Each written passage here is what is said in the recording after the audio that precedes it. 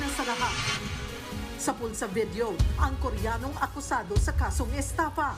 Pagkagaling niya sa korte, nagawa pa niyang magpuntang bar, palakad-lakad, walang posas at nagsiselfone pa, sabay takas. Ang tanong, bakit missing in action ang mga bantay? Nakatakas ba siya?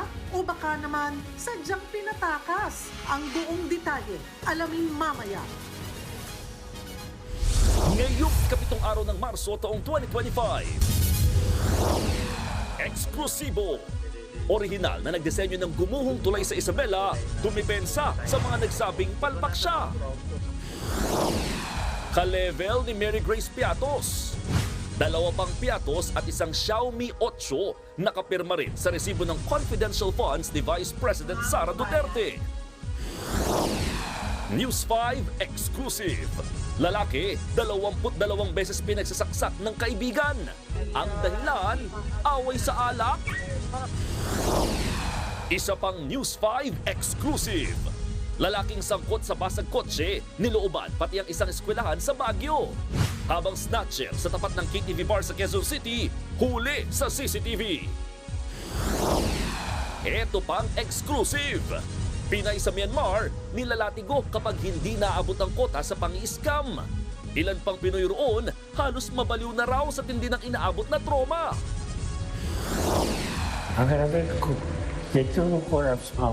Boses ni Pope Francis muling narinig sa gitna ng kanyang pakikipaglaban sa sakit. Sa showbiz, Bini member Aya nagsalita na tungkol sa iniintrigang relasyon nila ni PBA player Kaylan Tiongson. At silipin ang mga trending na sobrang Latina at ang pamasel ng mga naka-white sando.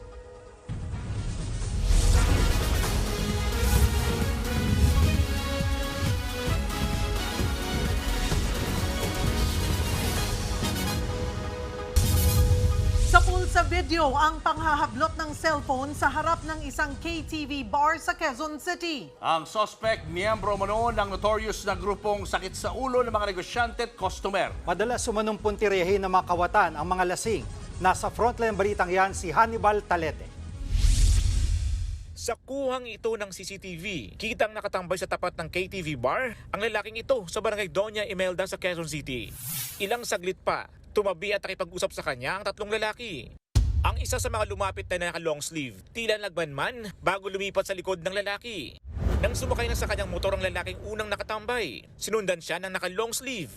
Nag-akma pa nga angkas ang lalaking naka-long sleeve bago hinablot ang cellphone ng paalis ng lalaki. Agad ding sumibat ang kawatan. Ayon sa mga empleyado ng bar, hindi na raw ito ang unang beses na may nagnakaw sa tapat ng KTV bar. Madalas yan, ang ginagawa kasi nila dyan, kunwari manglilimos, tapos pag nakachempo sila, nanakawin nila kung anong pwedeng nakawin. Katulad nung nakaraan, motor, naiwan yung susi, kukunin nila yon, nanakawin nila. Nagsumbong naman sa barangay ang lalaking hinablutan ng cellphone. Nakipag-ugnayan naman ang barangay sa mga pulis kaya't nahuli rin ang suspect sa kalapit na barangay makalipas ang ilang oras. Ayon sa barangay, ang snatcher ay parte ng grupo na madalas sumalakay sa mga KTV bar sa Araneta Avenue. Notorious po kasi hindi lamang po isa, dalawa, paulit-ulit na po sila dyan sa lugar na yan. Yung mga ganyan kasi mga usapin, pag alam nila na lasing na yung mga ganyang tao, yan na po yung pagkakataon nila na ninanakawan. Napupursue din kami kasi yung mga customer din namin hindi na bumabalik kasi yung iba nadadala, hindi na pumapasok. Nakakulong na sa Galas Police Station ng snatcher.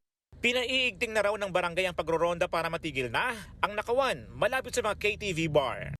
Nagbabalita mula sa Frontline, Hannibal Talete, News 5. Arestado ang tatlong sangkot umano sa kakaibang carnapping modus sa Batangas. Ang mga suspect nagtangkang ipasangla at ipatubos sa biktima ang sarili niyang sasakyan. Nasa frontline ng balitang yan, si Elaine Fulgencio.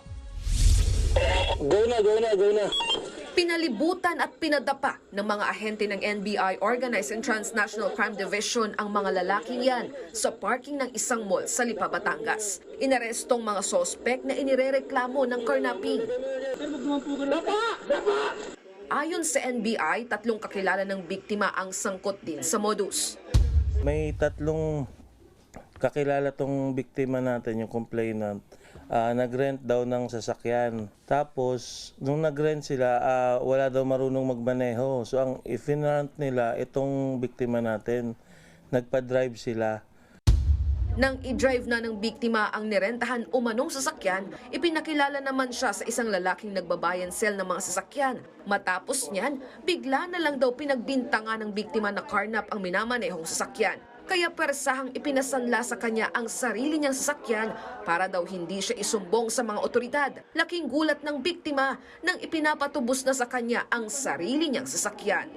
Nabudol nila ako kasi hindi ko na nila bakit nila pinatutubos sa akin sarili kong sasakyan na 700,000. Wala naman akong pagkakautang sa kanila ng ganong halaga. Ang ikinababahala pa ng biktima na ilipat daw ang rehistro sa pangalan ng sospek.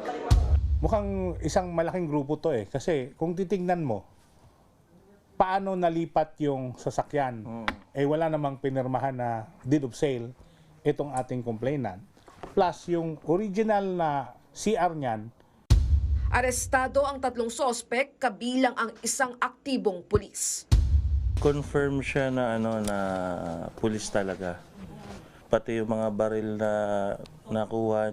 nakuha ay naka-issue daw sa kanya yun. Nandun siya sa sakyan, siya yung parang lookout nila at back up na rin kung sakaling may mangyari. Mariin namang itinanggi ng mga naarestong sospek ang paratang. Hindi po totoo yun. Na-recover ng mga otoridad ang sasakyan ng biktima. Mahaharap ang mga sospek sa reklamong robbery extortion, falsification of public documents at paglabag sa Anti-Kidnapping Act at COMELEC gun ban.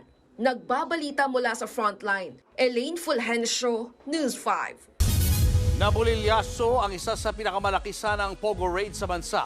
Posibleng natunugan daw ang operasyon kaya wala nang naabutan mga empleyado sa gusali. Nasa Frontline na balitang yan si Brian Basa. Sinuyod ng Presidential Anti-Organized Crime Commission at ng Makati City Local Government ang isa sa mga unang building na inupahan ng Pogo noon. Itinuturing itong ground zero at backbone. Ang 53 floor na gusali nasa loob mismo ng Makati Central Business District. Pagpasok, mga bagay na karaniwang ginagamit sa Pogo Hub ang nadatnan. Pero wala ni isang empleyado. Nakapaskil din sa labas ang closure order mula sa PAGCOR alinsunod sa Total Pogo Ban. Sa ibang palapag, pahirapan pang pagpasok dahil sa biometrics.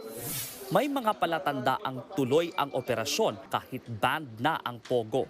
Bukas ang aircon, merong mga pagkaing fresh pa at may resibo mula nitong Miyerkules. Halos kalahati ng gusaling ito ang pinamumugaran di umano ng mga hinihinalang iligal na Pogo. Dito raw isinasagawa ang mga pambubudol gaya ng love scam, investment scam at cryptocurrency scam. Iimbestigahan ng mga otoridad kung paanong natunugan ang operasyon. Hindi naman natin dinidiscount ang possibility na pinag-aaralan din tayo. It only shows na talagang guilty sila no? Bakit ka tatakbo, di ba? If you're operating a legal company or business, bakit ka tatakbo? Samantala, sa baba ng building, may lalaking dayuhang sumuko sa otoridad. Sabi niya, dati siyang nagtatrabaho sa Lucky South 99, ang ni-raid na Pogo Hub sa Porac, Pampanga. Nasa kustodiya na siya ngayon ng PAOK. Nagbabalita mula sa Frontline, Brian Basa, News 5. Binalaan ng MMDA ang mga e-bike at e-trike na pasaway sa kalsada. Ang ilan sa kanila sa pool sa video na nag-counterflow sa highway. Nasa Frontline balitang yan si Gary De Leon. Sakuha ng video na ito sa Commonwealth Avenue sa Quezon City na ispata na isang pasaway na e-trike na nag-counterflow. Hindi nito alintana ang mga kasalubong na sasakyan. Ang isa pang e-trike na ito sa EDSA Pasay City nahuli raw dahil pag-counterflow din. Wala siyang choice kundi umikot sa tamang linya.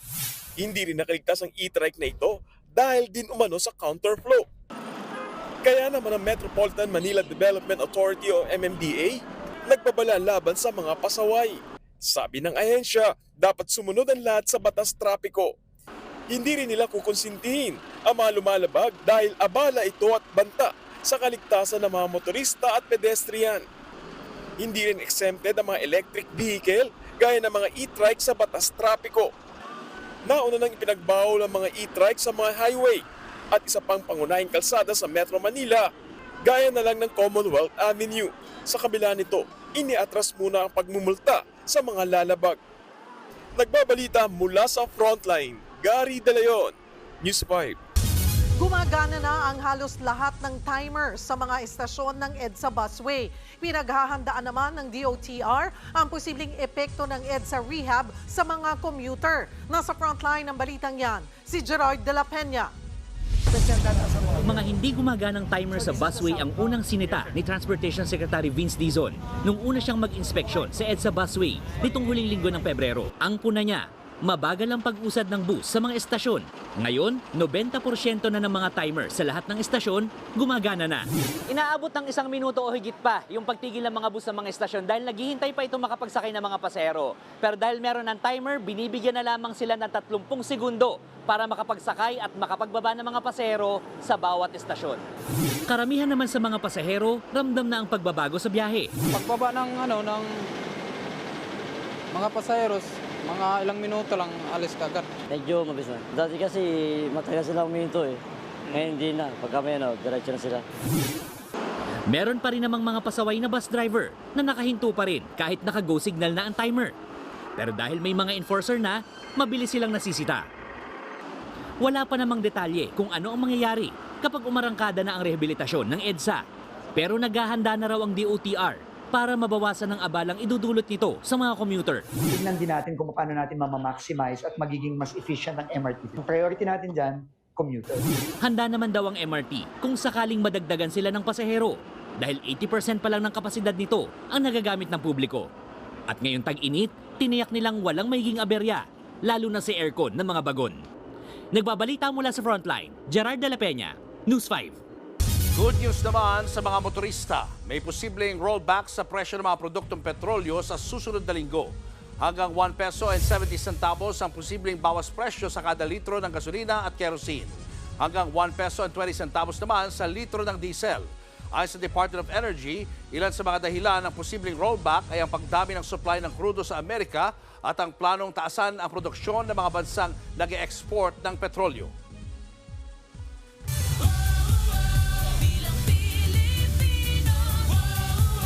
Nanuyo ulit ng mga botante sa iba't ibang lugar ang mga tumatakbong senador para sa Bilang Pilipino 2025. Nasa frontline balitang yan si Mean Los Baños. Pinasok ng mga pambato ng Alyansa para sa Bagong Pilipinas ang itinuturing na baluarte ni dating Vice President Leni Robredo ang Camarines Sur. Hindi raw sila natatakot kahit pa landslide ang panalo rito ni Robredo noong 2022 elections. Iba, pero ang nakikita namin, ang nakakarating sa akin na survey, maayos ang standing ng administration candidates dito. Pinangunahan mismo ni Pangulong Bongbong Marcos ang Grand Rally sa Bayan ng Pili. 12-0 po, i-shade nyo na kagad para sa Alyansa. Mabuhay ang Alyansa para sa Bagong Pilipinas! Mabuhay ang Bicol! Isa ang Camarines Sur sa tinuturing na pinakamayamang probinsya sa buong Pilipinas, habang ang Bicol Region ikatlo sa pinaka-vote-rich na rehiyon sa buong bansa na may mahigit 4 na milyong botante. Bago yan, nagpresko ng ilang kandidato kung saan sinagot nila ang iba't ibang issue, kabilang ang mga palyadong infrastruktura sa bansa gaya ng bumigay na tulay sa Isabela at ang masamang kalagayan ng daan sa ilang bahagi ng Camsur. Para sa ilan, dahil ito sa korupsyon. Nakakasawa na po yung korupsyon. Lahat naman ho yan korupsyon. Yung kalsada na yan. Expect na po, if I win, and these guys will win, with me, expect next year marami po tayong investigasyon. Ang DPWH. Pagdating naman sa pagtaas ng bilang ng mga walang trabaho, hindi raw ayuda gaya ng AKAP ang sagot. Baka naman yung sa sobrang pamimigay ng ayuda, tinamad na yung ating mga kababayan, ayaw na magtrabaho. Sa akin, i-enhance na lang natin yung 4Ps. Para naman kay Camille Villar, dapat palakasin ang micro, small, medium enterprises. Dapat kasi tulungan natin ang ating MSMEs or micro, small, and medium enterprises because actually 67% or 70% ng mga trabaho dito sa Pilipinas ay binibigay or nanggagaling sa MSMEs. Bago yan, nag-ikot ang mga kandidato sa iba't ibang lugar sa Camsur.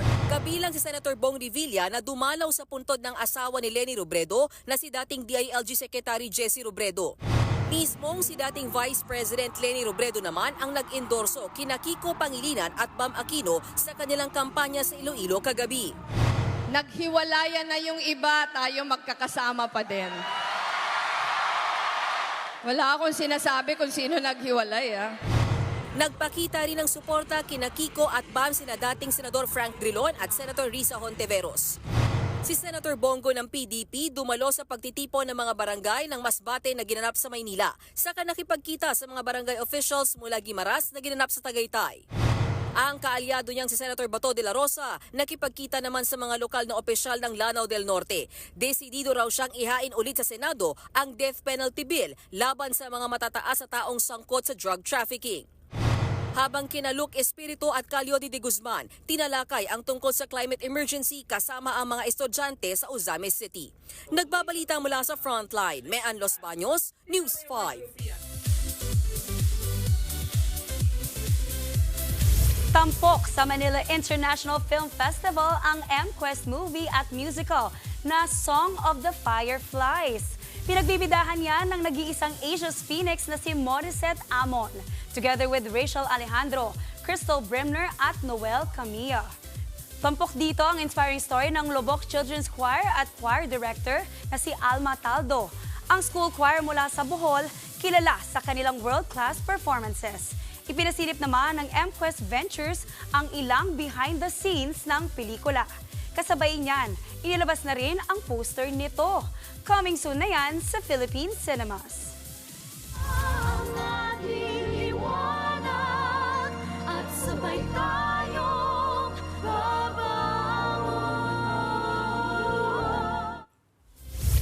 Very emotional ang mag-asawang Neri Naig at Chito Miranda as they renew their wedding vows. Ipinost sa social media ni parokya ni Edgar Frontman ang kanilang intimate garden ceremony. Present dyan ang kanilang mga anak na sina Pia, Miggy at Cash. Ito ang kanilang naging selebrasyon para sa kanilang decade-long marriage last December. Sa caption ni Chito, sinabi niya na okay lang na medyo na-delay. Ang importante raw ay natuloy ito. Pangako pa niya sa asawa, and I quote, "I'm not going anywhere at habang buhay naman tayo magsasama. Hinding-hindi kita papabayaan." End of quote. Nangyari yan ilang araw matapos ma-dismiss ang kasong syndicated estafa at mga paglabag sa Securities Regulation Code laban kay Neri. Susunod, Koreanong pugante na galing sa korte, pinatakas daw imbis na ibalik sa detention facility ng Bureau of Immigration. News 5 exclusive, lalaking higit 20 beses pinagsasaksak ng kanyang kainuman, patay. Isa pang News 5 exclusive, kawatan nilooban ang isang paaralan sa Baguio City. At Bini Aya, nagsalita na matapos malink sa basketballistang si Kaylan Pyeongson, habang si Benny Maloy enjoy na nanood ng musical na tampok ang mga kanta ni Rico Blanco. Abangan ang lahat ng yan sa pagbabalik ng Frontline Pilipinas.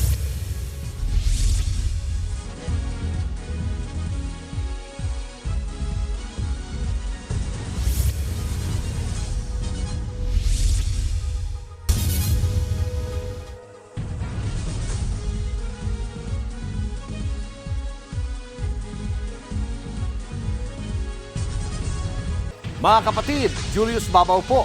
Nasa Middle East o sa amang dako ka ng mundo, manatiling may alam at may pakialam sa mga mainit na balita dito sa ating bansa. Simulan po natin ang bawat araw sa tuloy-tuloy na balitaan sa Frontline. Mag-follow at mag-subscribe sa social media pages ng News 5. 22 saksak, ganyan karami ang tinamo ng isang lalaking dead on the spot sa Cebu. Augat ng krimen dahil lang sa hindi nagustuhang lasa ng alak. Ang buong detalye abangan maya-maya lang. Samantala sa pool sa CCTV ang pagtakas ng Koreanong pugante na may kasong estafa sa Pilipinas. Pagkatapos pumunta sa korte, idiniretso siya ng immigration officer sa isang gimikan sa Quezon City. Nasa frontline na balitang yan si Camille Samonte. March 4 ng tanghali nang dumating ang van ng Bureau of Immigration sa Quezon City Prosecutor's Office. Sinundo ang high-profile Korean fugitive na si Ikyon na katatapos lang ng court hearing dahil sa estafa. Casual lang ang Koreano na naka-t-shirt at naka-shorts. Kapansin-pansin na hindi rin siya nakaposas. Kasama niya sa loob ng van ang dalawang immigration officer. Pero imbis na ibalik sa detention facility ng BI, dumiretso ang van sa isang bar sa Quezon City. Sa sumunod na kuha ng CCTV, mag-isa na lang ang Koreano na lumabas sa bar. May kausap siya sa cellphone at dali-daling sumakay sa isang puting van na nakaparada sa kabilang kalye at tuluyang tumakas. Ayon sa BI, nagpalusot pa ang kanilang tauhan na tumakas ang Koreano matapos mag-CR. Pero sa mga nakalap na ebidensya ng BI, malinaw daw na kasabwat ang dalawang BI officer at kasamang driver ng van dahil kitang-kita sa CCTV na hindi bantay sarado si Ikyon. Posibleng wala po na nangyari na connivance, lagayan dito po sa mga taong ito. Wala pong pagbabantay na nangyari, na wala man lang humabol. Hinatid pa po siya sa isang lokasyon na hindi naman dapat pinupuntahan ng mga pugante. Si Ikyon ay pugante sa South Korea dahil sa panloloko. Naaresto rin siya noong May 2023 sa Clark International Airport dahil sa paggamit ng peking pasaporte. Nakatakda na sanang i-deport si Ikyon pero hindi natuloy dahil may Pilipinong nagsampa naman sa kanya ng kasong estafa. Pero ayon sa BI, posibleng gawa-gawa lang ang kaso at kasama ito sa plano para makatakas ang Koreanong pugante. Sa tingin natin, there is also a possibility na this is part of the demand dummy scheme. Kinakasuhan po nila ang kanilang sarili through someone else na binayaran nila upang mas mapatagal po yung pananatili nila dito sa Pilipinas at hindi sila umuwi sa kanilang bansa to face the criminal charges. Nagpatulong na ang BI sa Department of Justice para imbestigahan kung kasabwat din ang mga abogado at prosecutor sa estafa case ni Ikyon. Nagkasa naman ang manhunt operation ng BI para muling madakip ang Koreanong pugante. Sa lead ng mga otoridad, nandito pa rin siya sa bansa. Agad namang sinibak ang dalawang kasabwat na immigration officer habang iniimbestigahan kung dapat ding matanggal ang isa pa. Lahat sila ay nahaharap sa criminal at administrative case. Nagbabalita mula sa Frontline, Camille Samonte, News 5. 22 saksak ang kinamatay ng isang lalaki sa Cebu. Nagalit daw ang sospek nang biruin siya ng biktima na may halong tubig ang gawa niyang tuba. Nasa Frontline balitang yan ng aming Visayas correspondent John Aroa, exclusive. Nakasubsob, wala ng buhay at may 22 saksak sa iba't ibang bahagi ng katawan. Ganyan nadatnan ang magsasakang si Ryan Sardanias sa tapat ng kanyang bahay sa barangay Malalay, Ronda, Cebu nitong Miyerkules. Ang ilan sa mga sugat tumagos sa katawan ng biktima. Walang nagawa ang kanyang mga kaanak kundi takpan ang dugo ang biktima. Nangyari ang krimen sa harap mismo ng batang anak na babae ng biktima. Ang itinuturong sospek ang malayong kaanak at kaibigan ng biktima na si Feliciano Berondo Jr., 56 years old. Sa inisyal na investigasyon, nag-iinuman ang biktima at suspect na magkapikunan sila. Nilait daw kasi ng biktima ang tuba na gawa ng suspect. Yung farmer is kumukuha ng tuba, nagbebenta siya ng tuba, ganun. Ngayon, kinantsawan siya ng victim na may halong tubig ulan daw yung kuan. Paulit-ulit na kinakantsaw, parang napuno siya. Pero ayon sa kanya mga kaanak, nagbibiro lang naman ang biktima. Siguro nila nga, tuba, nga naitubig. Biruan lang naman kasi yung sa kanya. Ganun ba may tubig? Ito namang suspect, mahilig din kasi yun makipagbiruan. Agad namang inaresto ang suspect. Nakumpiska rin ang ginamit niyang bolo na may habang 17 inches. Tumangging magsalita sa harap ng kamera ang suspect. Pero sa pakikipag-usap niya sa News 5, inamin niyang hindi siya nakapagpigil. Baka mawalan daw kasi siya ng kabuhayan dahil sa paratang ng biktima. Nakakulong na ang suspect sa Ronda Police Station at maharap sa reklamong murder. Nagbabalita mula sa Frontline, Janarua, News 5 Visayas. Patay ang isang lalaki matapos 2 beses barilin sa Navotas City. Ang ugat ng krimen, onsehan daw sa droga. Nasa frontline ng balitang yan, si Dave Abuel. Nag-aabang sa kalsada ang isang lalaking nakaputi at isa pang sakay ng e-bike nang makunan sa CCTV nitong Martes sa Navotas City. Isa pang lalaki naman ang makikitang lumapit sa dalawa. May inihagis na pakete ang lalaking nakaputi na sinalo naman ng kararating lang na lalaki. Pareha silang naglakad sa magkaibang direksyon. Pero maya-maya biglang naglakad pabalik ang nakaputi at tila may inilabas mula sa shorts nito. Ilang saglit pa, tumakbo paalis ang nakaputi. Sinundan naman siya ng naka-e-bike. Hindi kita sa CCTV pero ayon sa pulis, binaril ng nakaputi ang lalaking tumanggap ng pakete. Kasamahan naman niya ang naka-e-bike. Nadala pa sa ospital ang biktima pero namatay rin kalaunan. Nagtamo ng 2 tama ng bala sa katawan ang biktima. Matapos ang pamamaril sa bahaging ito ng Barangay Tangos North, agad na nagsagawa ng backtracking ang mga pulis na nauwi sa agarang pagkakadakip ng mga sospek. Natunton ng mga pulis ang nakaparadang e-bike sa kabilang barangay. Katulad ito ng ginamit sa krimen. Nang pasukin ng bahay malapit sa nakapark na e-bike, dito na nadakip ang 2 sospek. Bukod sa e-bike, nakuha mula sa kanila ang isang baril at mga bala na ginamit sa krimen. Ayon sa pulis, onsehan sa droga ang motibo sa pamamaril. Hindi na nakakarimit ang biktima doon sa sospek ay sinit up niya upang nung sa oras na iyon ay maisakatuparan niya ang kanyang planong pagpatay doon sa biktima. Ayon sa mga nasaksi, ang laman ng pakete ay isang asin. Ayon sa namaril, may nagutos daw sa kanya na nasa loob ng city jail para patayin ang biktima. May nagutos na rin doon, sir. Papatayin, sir. Sa estapa, sir. 50 mil, sir.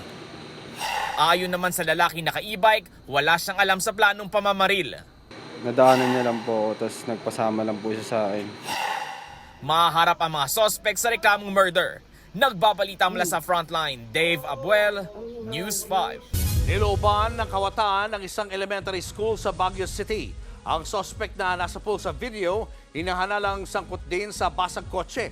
Nasa Frontline ng balitang yan, si Mon Gualvez. Sa pool sa CCTV, ang lalaking ito na pilit binubuksan ang pinto ng isang classroom sa Quirino Hill Elementary School sa Baguio City. Nung una, hindi niya mabuksan ang pinto. Pinapatay pa niyang ilaw para hindi siya makita. Maya-maya, inilabas ng lalaki ang isang steel bar at tuluyang sinira ang kandado ng pintuan. Hanggang sa nakapasok na siya.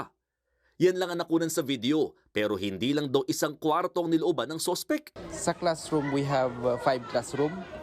And then the stock room, we have 2. And then we have the clinic. So all in all, yung mga doors na na-open is 8, ma'am.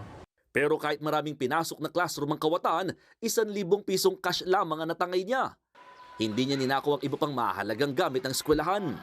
Kasi sa stock room, may mga welding machine, power tools, hindi naman ginalaw, ma'am.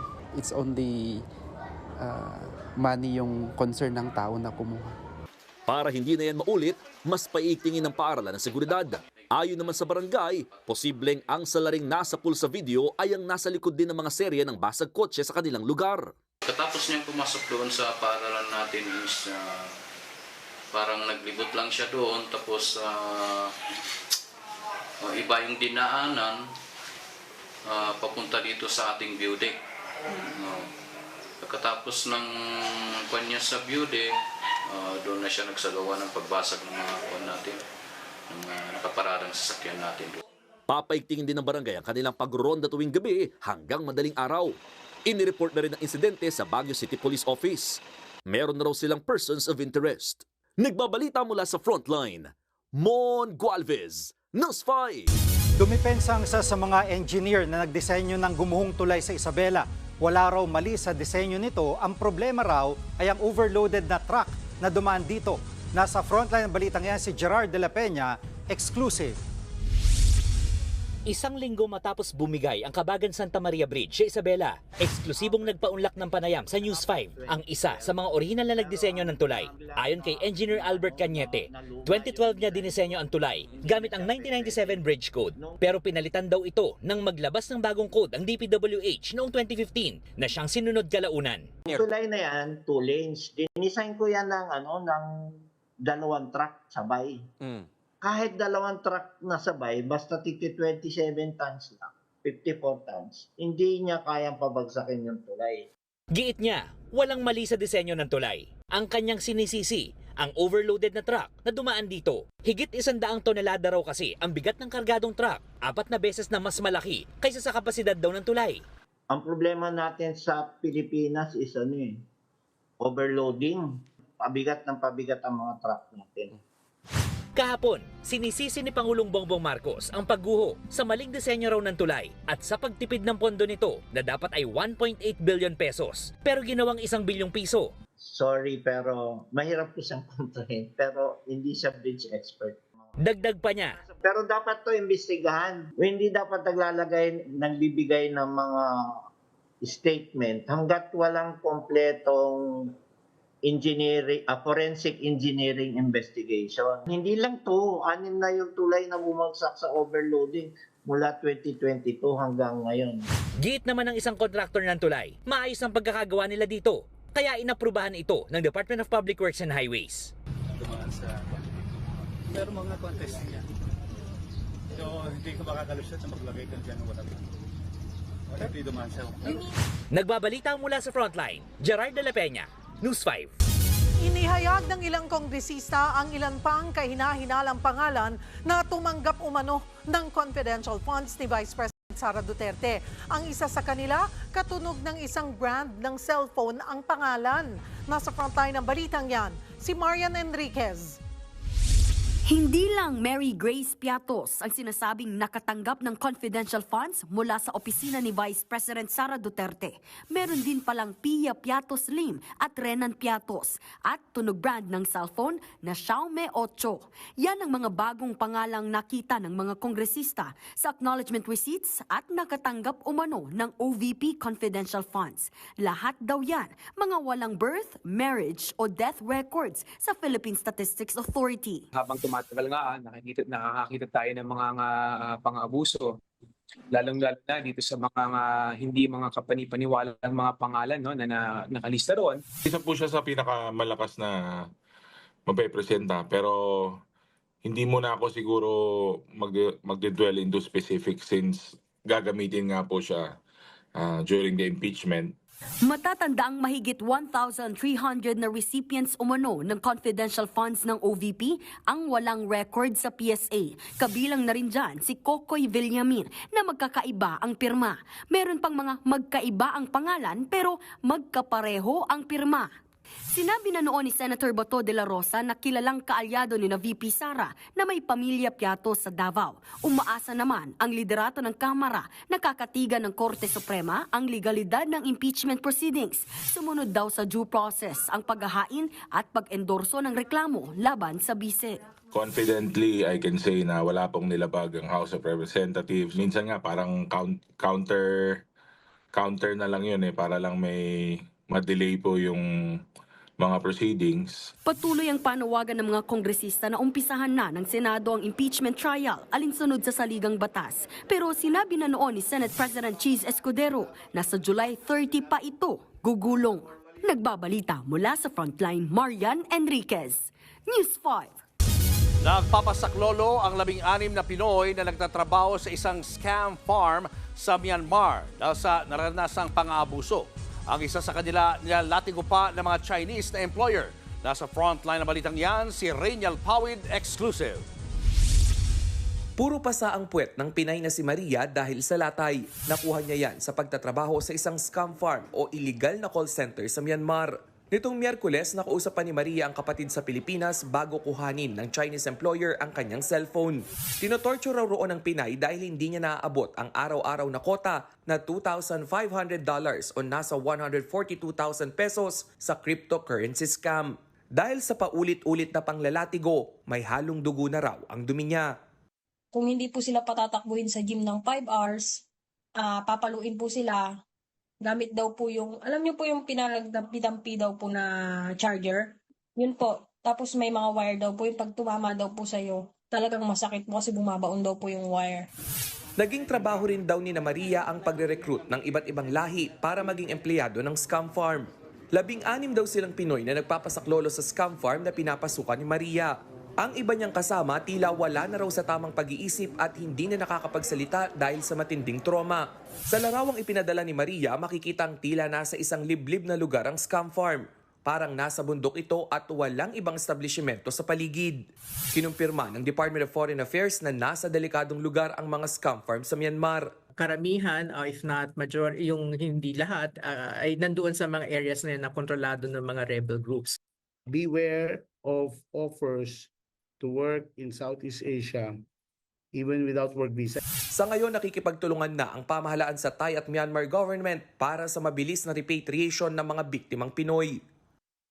Maproseso man, iniikayat ng gobyerno ang mga Pilipino na dumaan sa DMW Registered Employment Agency upang hindi maging biktima ng transnational scam farm industry. Talamak umano ang scam farm recruitment sa Cambodia, Myanmar, Laos at ilang bahagi ng Southeast Asian region. Nagbabalita mula sa Frontline, Rainiel Pawid, News 5. May post si Bini Aya matapos siyang malink sa basketballistang si Kaylan Tiongson. Madalas daw hindi bothered si Aya sa mga issue, pero iba raw ngayon dahil nasasaktan siya na makitang pinagtatawanan online ang mga taong nagpapasaya at nagpapagaan ng kanyang buhay. Lately raw ay malaking tulong kay Aya ang kanyang friends, kaya hindi nila deserve ang hate. Maraming side din daw ang hindi nakikita ng publiko. Wish ni Aya na maging mabait tayo sa isa't isa. Love and no hate. Humanga si Rico Blanco sa screening ng musical play na Tampok ang kanyang mga kanta. Ang ilan namang nakapanood tulad ni Bini Maloy, super nag-enjoy. Nasa frontline ng balitang yan, si Von Vilinario. Umani ng hiyawan at palakpakan ang ginanap na VIP screening ng Liwanag sa Dilim The Musical sa Makati City. Tampok dito ang mga awiting isinulat ni Rico Blanco nung siya'y nasa River Maya pa at bilang solo artist. Siyempre, present sa nasabing event ang mismong OPM rock icon na namangha sa kanyang nakita. Brilliant acting and singing and the musical arrangements. I'm hearing my songs for the first time in this new context. It's like I'm still processing it.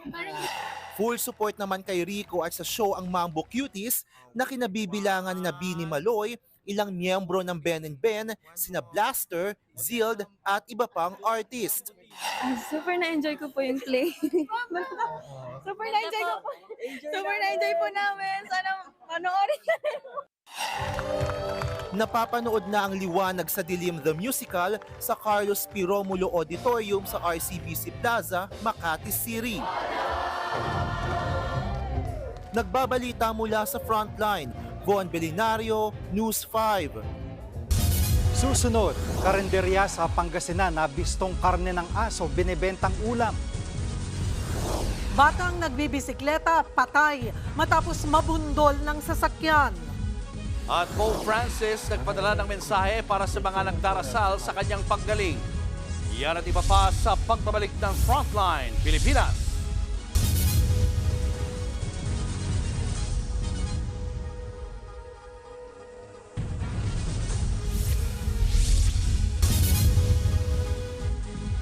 Mga kapatid, Julius Babaw po, nasa Middle East o saan mang dako ka ng mundo, manatiling may alam at may pakialam sa mga mainit na balita dito sa ating bansa.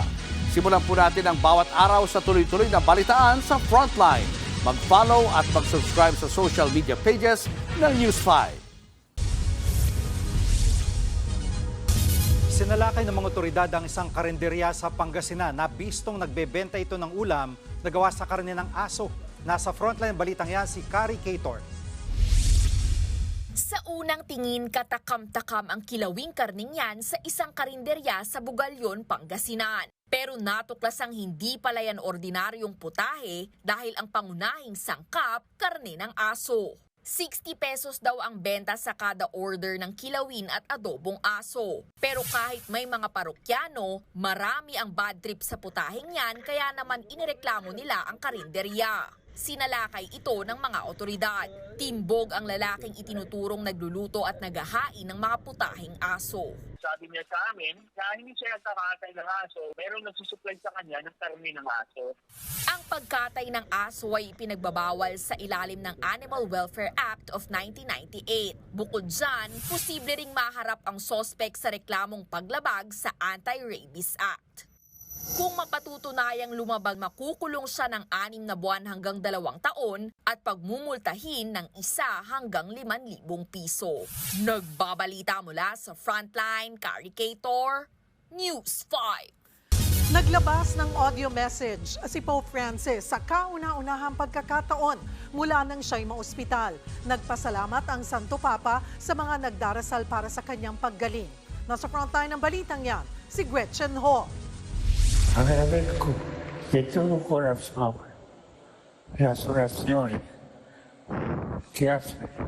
Kahit halatang nanghihina at hirap huminga, nagbigay ng mensahe ng pasasalamat si Pope Francis sa pamamagitan ng isang audio recording. Ipinarinig yan sa prayer service sa St. Peter's Square kagabi. Ang pamilyar na tinig ni Pope Francis nagbigay saya at pag-asa sa mga Katoliko, lalo't higit kalahating buwan na siyang nakakonfine sa ospital dahil sa double pneumonia. Sa latest medical bulletin, stable ang lagay ni Pope Francis at walang bagong episode ng respiratory crisis. Sa ngayon, wala pang update mula sa Vatican kung may nakakabit pa ring mechanical ventilator kay Pope Francis. Pero mabuting balita na kinakaya ng Santo Papa na magtrabaho mula sa kanyang papal apartment sa Gemelli Hospital. Dahil sa patuloy na pagbuti ng kondisyon ng Santo Papa, hindi muna maglalabas ng medical bulletin ang Vatican ngayong Biyernes at gagawin na lang ito bukas. Mula rito sa Rome, nagbabalita mula sa Frontline, Gretchen Ho, News 5.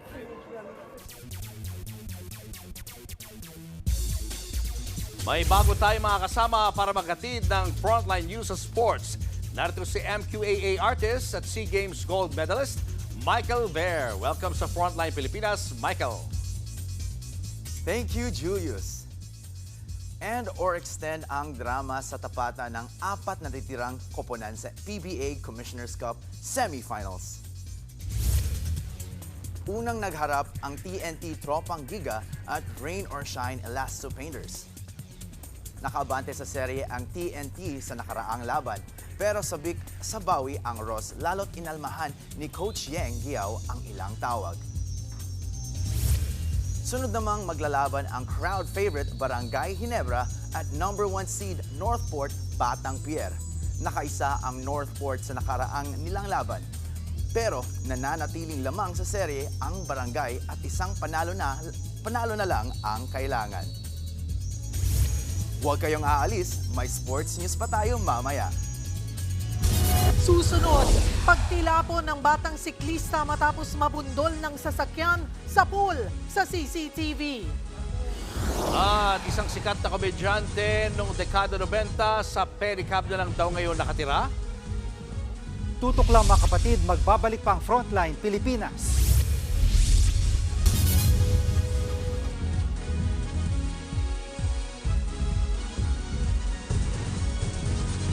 Mga kapatid, Jig Manikad po, nasa Middle East o saan mang dako ka ng mundo manatiling may alam at may pakialam sa mga mainit na balita dito sa ating bansa.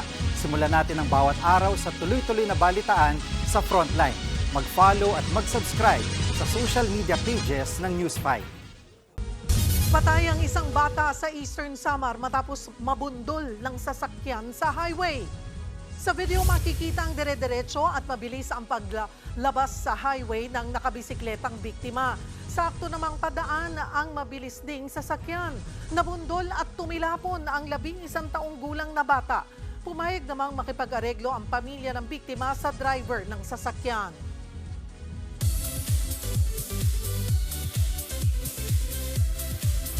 May iniindang sakit at hirap na ring makapagsalita ang dating komedyanteng si Philip Supnet o mas kilala bilang Kuhol.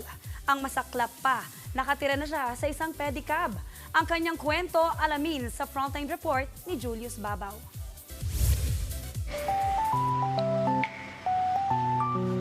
Nagpapahinga sa harap ng pedicab nang datnan ko ang komedyanteng si Kuhol. Pericab na ito pala ang kanyang tirahan. May edad na si Kuhol, marami ng iniindang sakit at hirap nang makarinig at magsalita. Walang unan, walang kumot, walang pagkain. Ayon kay Kuhol o Philip Supnet sa tunay na buhay, pinalaya siya ng kanyang kapatid sa kanilang bahay sa Quezon City matapos siyang ireklamo ang manugang nito ng pambubugbog sa kanya. Tinali ako sa harapan ng mama ko, binabantaan ako nung papatay kita. Hindi lang yun. Halos lahat puro pananakit sa akin Dahil sa kawalan ng tirahan, pinagamit muna ng barangay ang Pericab para maging pansamantalang tirahan niya. Umaasa lamang siya sa mga limos na pagkain ng mga taga-barangay. Parang pulubin na namamalimos. Ganun? Puro tulong, bigay. Pagkain lang. Noong 1990s ay napaligaya tayo ni Kuhol sa pamagitan ng kanyang mga pelikula at TV shows tulad ng Mongolian Barbecue kung saan gumanap siya bilang sidekick ni Mr. Shuli. Kaya minabuti kong ilipat siya sa isang panibagong tirahan para mas maging ligtas siya sa sakit at panganib. Ito na ang iyong bagong tirahan. Hindi ka na doon matutulog sa pedicab. Dito ka na matutulog sa kwartong ito. Simula ngayon, ha? Simula ngayon, dito ka na matutulog sa kwartong ito. Sa ngayon ay dito muna titira si Kuhol hanggat hindi niya nare-resolba ang problema sa kanya mga kapatid.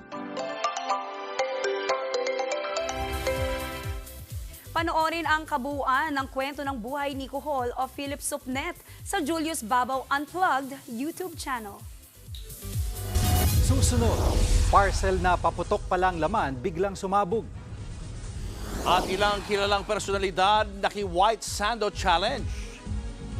Marami pa kayong mga balitang dapat malaman sa pagbabalik ng Frontline Pilipinas.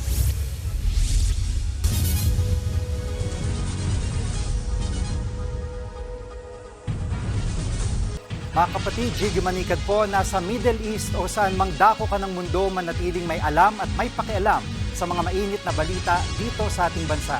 Simulan natin ang bawat araw sa tuloy-tuloy na balitaan sa Frontline. Mag-follow at mag-subscribe sa social media pages ng News 5. Sumabog ang isang i-deliver na parcel sa Kakinada, India. 4 ang sugatan. Sa video, kitang binaba ng mga lalaki ang kahong-kahong parcel mula sa truck. Nang ibagsak ang puting kahon, bigla itong sumabog. Isinugod sa ospital ng mga empleyado na nasunog ang mukha at leeg.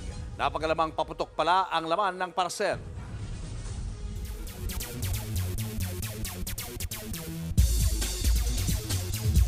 Subukan ang ilang Pinay volleyball player na makapaglaro sa Korean Volleyball League. Nangunguna sa finalist ng mga Asian import aspirant si NU Lady Bulldogs star Alyssa Solomon. Una nang nagsabi si Alyssa na pinagpaplanuhan na niya ang karera pagkatapos ng UAAP. Pero focus naman siya sa title defense ng Lady Bulldogs. Pasok din sa listahan sa dating Chocomucho blocker Maddie Madayag sa Japan na sa Japan naglalaro. Gayon din ang dating teammate ni Maddie na si Mars Alba at PLDT Speed Hitters middle blocker Majoy Barod. Yan muna ang latest sa Frontline ng sports. Ako po si Michael Ver. Happy weekend! Susunod, ilang celebrities kumasa sa sobrang Latina at White Sando Challenge. Tuloy-tuloy pa makabulang balitaan sa pagbabalik ng Frontline Pilipinas. Mga kapatid, Cheryl Cosing po. Nasa Estados Unidos, Canada o saan man dako ka ng mundo, manatiling may alam at may pakialam sa mga maiinit na balita dito sa ating bansa. Simulan natin ang bawat araw sa tuloy-tuloy na balitaan sa Frontline. Mag-follow at mag-subscribe sa social media pages ng News 5. Ito ang trending na trending ngayon. Silipin ang mga kumasa sa nauusong sobrang Latina at White Sando Challenge. Panoorin sa report na to. Sobrang latinda. Yan ang ultimate trend sa TikTok ngayon. Gaya ng entry ni Julia Barreto. Ang ganda-ganda mo. Latina rin ang atake ng lumuhod ka sa lupa star Heaven Peralejo. Sobrang latinda. Sobrang Latina rin ang vibes ni Ashley Olviga ng Mutya ng Section E. Pero eto, Latinang Latina. Si Batang Quiapo star Andrea Brillantes. Sobrang latinda. Unang nag-trend yan dahil sa content creator na si Sisable, kung saan finlex niya ang maganda niyang makeup. Muñeka, Latina, gorgeous. Kung may gandang Latina. Aba, muscles. Kung muscles naman ang labanan sa White Sando trend. Batak ang biceps dito ni Andres Mulak. Hindi naman papatalo ang co-star niya sa Mutya ng Section E na si Robin Angeles. Pero teka, ops, gawang AI ang mga litrato na yan. Ito ang original White Sando photos nila Andres at Robin. Trending ang mga White Sando AI pictures kung saan pwede kang magka-biceps in your dream. Gaya ng Eat Bulaga Trio host na sina Jose, Wally at Paulo. Pero eto, isa pa, panalo na nga sa Olympics, mukhang gold medalist din sa White Sando trend ang ating golden boy Carlos Yulo. Hindi AI yan. Nagbabalita mula sa Frontline. Laila Pangilinan, News 5. Hindi ko kayo patatalo dyan, diba? Teka lang, papatalo ba naman mga kapatid yung mga kasama natin dito sa Frontline? Ito po, tignan nyo. Flex na flex ka dyan, Papu! Wow, Papu! Ayos na. Kailan ka nag-workout, Papu? Hindi naman nalalayo sa reality. Ha? Karay mo lang. Sige nga, labas mo. Solid, Papu. Sige nga. Solid. Sige na. O sige, teka. Siyempre, tatahi-tahimik to, pero hindi papatiti, ha? Hindi papatalo. Ayan. May build version din. Okay, tingnan natin yan. Kanina lang yan. Build version. Pwede. Para nasobrahan lang hindi. Nasobrahan? Ang konti. Wow. Wow, diba? Ibang klase, diba? Uy, wala kami kinalaman dyan ha. Sinurpresa nila kami ha. Oo. Pero alam yung bagay, totoo naman po. Totoo naman. Na malayong malayo. Ito, ang kabog talaga. Sige. Ito ha. Ayan! Ang sports anchor natin today na si Michael Burr. Hindi yan edited, hindi yan AI. Patingin nga How to be you ha. Oh my goodness. Look at those abs. Sabi kasi, hindi ko tuloy nakita yung abs ni Michael. Sige nga, patingin nga yung totoo. Bagets pa kasi ito eh. Bakit nung bagets kayo ganyan? Ganyan din ang abs Oo, ko. kami, six-pack kami ni Pops. Siyempre. Pinaghirapan. Tagal ng panahon, magiging ganito ka rin. Yes. Darating ka din dyan. Pero yung kay Michael, diba? Totoong-totoo. Diba? Everyday workout po kasi, miss. Talaga, kailangan. Yes, Like how many hours do you work I out? train 6 to 8 hours in a day. Oh my God. Every day po. Yeah. I also play kasi for national team po. Just SEA Games din as well. So, hopefully we'll get Kailangan another gold talaga, again. kayang-kaya. Kailangan sumali tayo sa SEA Games Yes. para maging ganoon din tayo. Subukan nyo kahit isang oras lang. Kaya.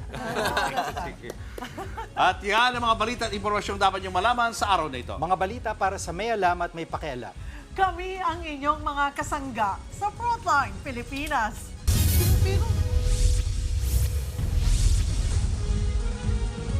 Mga kapatid, Cheryl Cosim po. Nasa Estados Unidos, Canada o saan mang dako ka ng mundo, manatiling may alam at may pakialam sa mga mainit na balita dito sa ating bansa.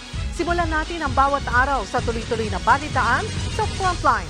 Mag-follow at mag-subscribe sa social media pages ng News 5.